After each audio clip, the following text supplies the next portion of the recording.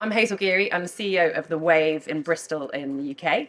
I've been the CEO since June last year, where before that I had once been on a surfboard on a beach in Newquay with my mum and my brother, which was probably when I was 14, so about 5 years ago. I've been on a really big journey over the last year and a bit. One, in terms of just my own surfing journey. So I'm now very proud to say that I can surf an advanced wave. I don't look good whilst doing it, but I am at least trying really hard. And I think one of the things that has allowed me to really kind of bring the team on the journey is the fact they've watched me go really deep into trying to understand surfing culture, surfing the community, and it means that I get to engage with the regulars at the wave. So I wanted to talk to you a little bit about kind of the wave's evolution as a sustainable surf park.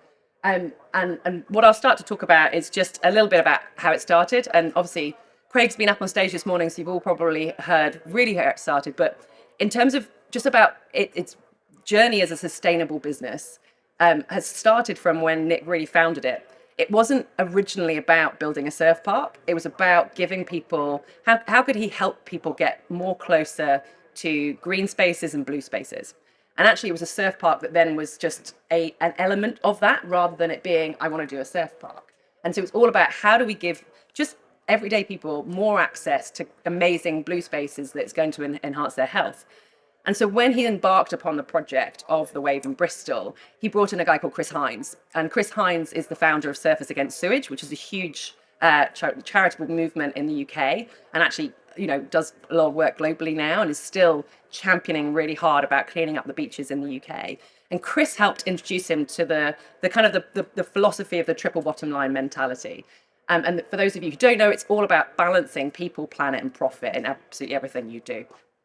So when I joined the Wave last year, one of the things I noticed was that actually profit was a little bit of a dirty word in our company and to our customers to a little bit of a degree, because ultimately that triple bottom line mentality was that the planet and people are really important, and the profit is the kind of thing that comes to the side.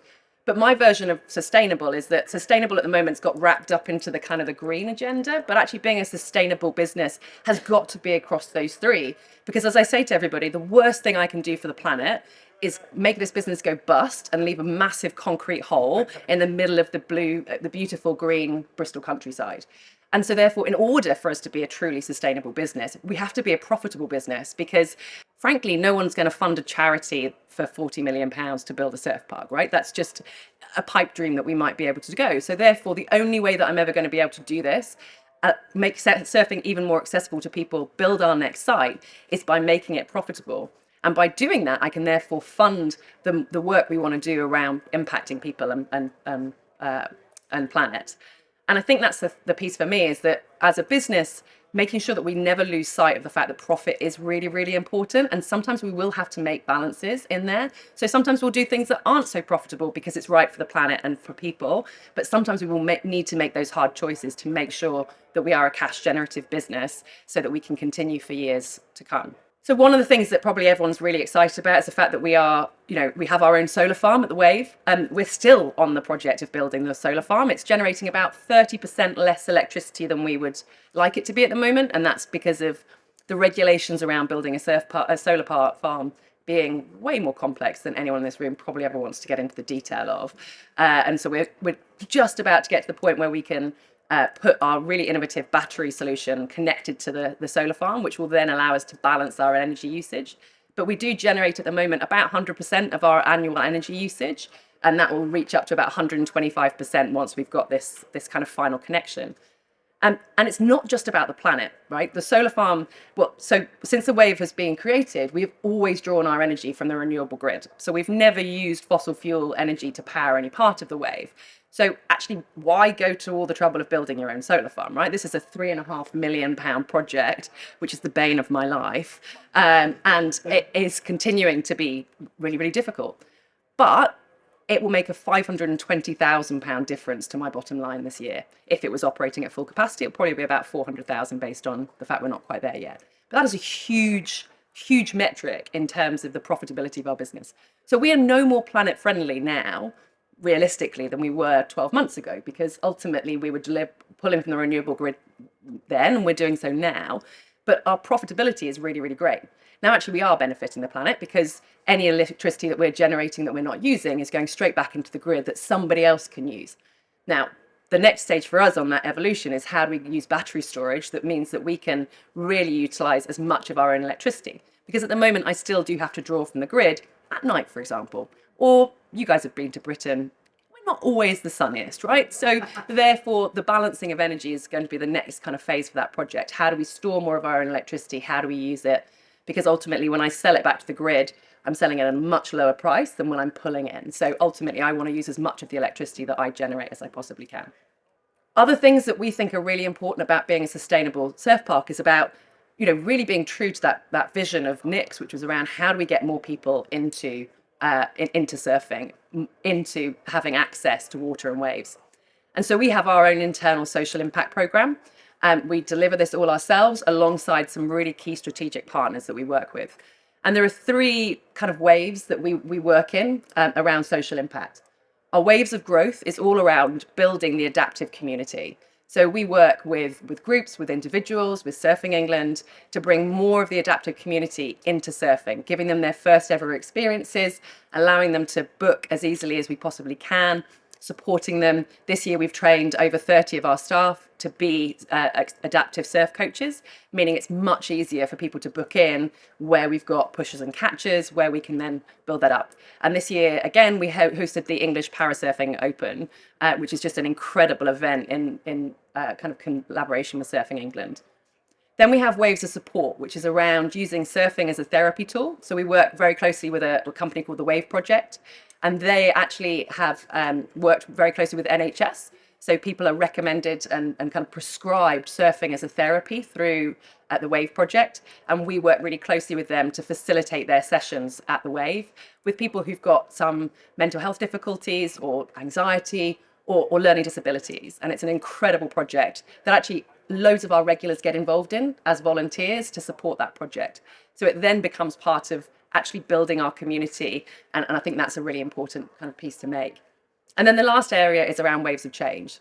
As we all know, surfing's got a kind of reputation of being quite white, male, middle class.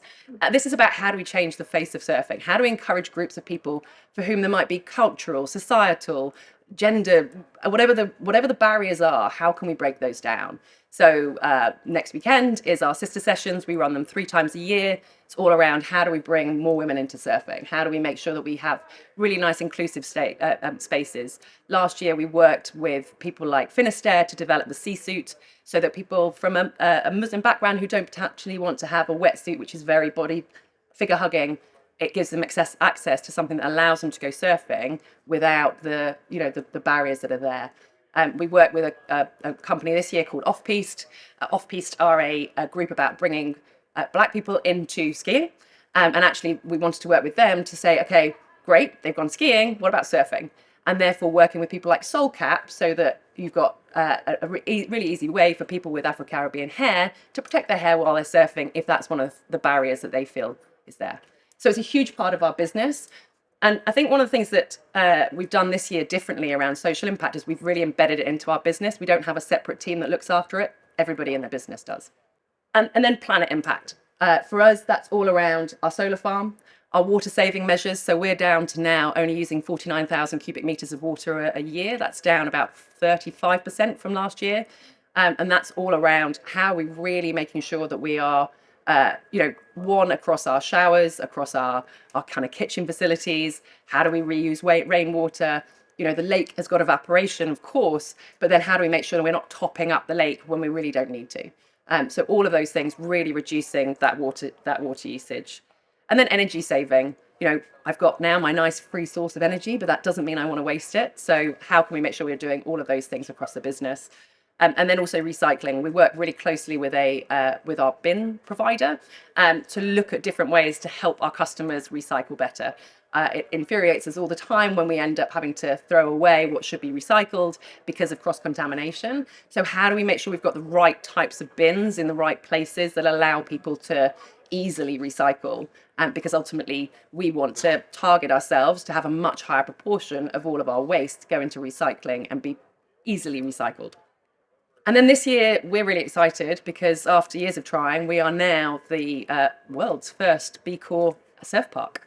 For those of you who don't know, B Corp is a global certification, really about the triple bottom line mentality. So it's a way of showcasing for businesses the fact that you are thinking about more than just your bottom line, right? And for us, the B Corp requires you to go through a really rigorous assessment process where you have to answer questions, give ourselves a kind of they go through an analysis and give us a score. And we're really pleased that this year, from August, we're now a B Corp. We'll have to recertify ourselves every 3 years. But one of the things that it's really allowed us to do is kind of interrogate where there's opportunities for us. So you have to score 80 to be a B Corp. We're at about 90, but there are businesses out there that are at 156. So what are the things that we can do that as a business will make us better about our triple bottom line that will allow us that next time we recertify, it's not about just scraping over the edge. It's how do we really showcase that we're delivering something different. So for us, our first project is all around how do we really truly measure our carbon footprint and what can we then do that will impact that positively, both again for profit and for planet. As I said, I think one of the big changes that we've made as a business this last year is that we've integrated all of our impact work across our business. So previously, there were kind of 1 or 2 people for whom that was their job or part of their job. It is now part of everybody's job across the industry. So my exec team are part of their objectives is around how many social impact sessions we deliver this year. It's got the energy saving metrics are embedded into absolutely every single person's objectives. So it's under everybody's remit to then go and deliver that. So by doing that, by making sure that we're not separating it out and making it somebody else's job, we're able to go from 984 impact sessions that we delivered last year to our target of 2,000 this year, which we're well on track to absolutely smash that. And for me, that's all around just making sure that we are aligning absolutely every single person in the business so that when our legal advisor went out for tender this year to the new legal firms, actually it's embedded in the tender process that they have to support our impact program. When we go out for a new F&B supplier, that's what goes into that tender process. So it's making sure that it's absolutely everyone's job. Everyone's always looking for the opportunities as to what we can do, how we can do more. I think the important thing for me to share as well is not just about how we're trying to help the planet and the people, but also about how we're trying to make sure that we're delivering on that profit method as well. So for me, it's all about how do we make sure we're delivering true value for money. And there's a lot of talk often around pricing. And for us, we're about to go through another new kind of pricing strategy for next year. But it's all about how do we make sure that we're not just thinking about that kind of headline price. It's much more about how do you deliver value to customers? How do you make sure you're delivering more than surfing? So when they come, they're not going, oh, I spent an hour and it was this cost equates to this 1 hour in the water. It's actually my whole experience of being in a surf park, being in the wave in Bristol for the day. How do we create that value that means that price is less of a consideration because it's about that overall experience? And I think that's one of the things that, you know, as a very new and only surf park at the moment in the UK, people will look at us and they'll try and compare us to, you know, I could go to the surf park and it's an hour, or I could go to Longleat and spend the whole day. And actually, therefore, we look very expensive. But ultimately, when you come to us, what are all the things that we can do that add in that mean that you actually have a much better experience than you would do sitting in your car going around a safari park in kind of deep as Wiltshire? And then the biggest thing for us is around how do we create new audiences. So we've done some really different things this year. We created the surf show. It was a way for us to try and take that on. At the moment in the UK, there is no expo. There's one in the US, but there's no real kind of showcase of surfing. So we were like, right, how do we bring in brands and partners, make it something that customers and other brands want to come to see what surf culture is all about, to understand the brands that are associated it, give customers an opportunity to buy things before they go to their sort of summer holidays down the beach. It was a huge success for us, even though I gave my team 6 weeks notice that I wanted to run this, and fair play to them, they ran hard at it.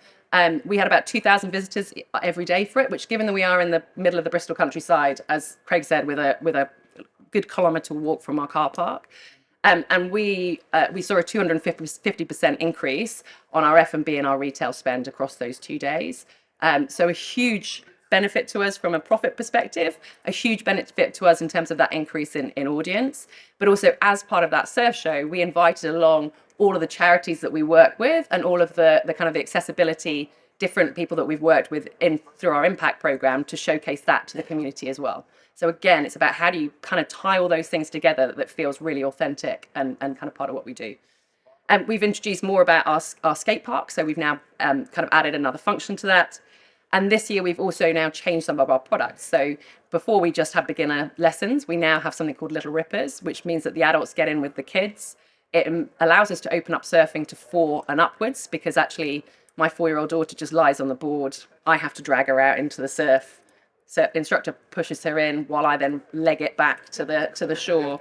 It is the best workout you'll ever have as an adult, but it means that suddenly we're opening up that accessibility of surfing, and you've got 4-year-olds ripping, whereas before they would have had to wait till 6, go in our beginner lessons, and then kind of piss off the adults in the beginner lessons because they require more support from our coaches. It's allowed us to then differentiate those products. We're also actually now putting in adult beginner lessons for those who would prefer to not have children around them as well. And then our Play in the Bay, we've just expanded how much we offer that out, because it's a really kind of price sensitive, accessible option for people. And we've just seen the volumes that come through. We've also created more our advanced coaching. We've made that much more accessible price point, and the volumes now going through that of people who otherwise were kind of concerned about going from an intermediate up to that advanced, because I think the word advanced has got a stigma associated to it, and that's proved a really, really popular product for us. And then one really big thing for us, and Mickey mentioned it earlier when he was up on stage, is around how do we keep creating and building that community. You know, the surf parks are this weird mix of being a visitor attraction on one side of people who are coming for the first time to have a day out experience, and if you can win them back and make them one of your regulars, brilliant. But on the flip side of that, you've got what really feels like a membership club. So you've got this kind of weird dichotomy, but building that community around those regulars, and those might be people who come 3 times a year, or they might be people who come 3 times a week, is really, really important. So historically, we'd only kind of released bundles, sort of packs of sessions once a year, maybe twice a year. We've now made that accessible all year round, so that people who want to come on a regular basis have got a really kind of great value for money way of doing that. We've put way more demo days in, so that community have got kind of times to come around. And we've done also days when we close across the winter, we've opened up on specific days just for that community group, where we might not have all the frills and whistles and the kind of full F&B offering, but again, it's a way for them to get together to kind of bring things together. And then again, sister sessions, there is a kind of wait list of people who are always waiting for us to get our sister sessions running again. Thanks everyone.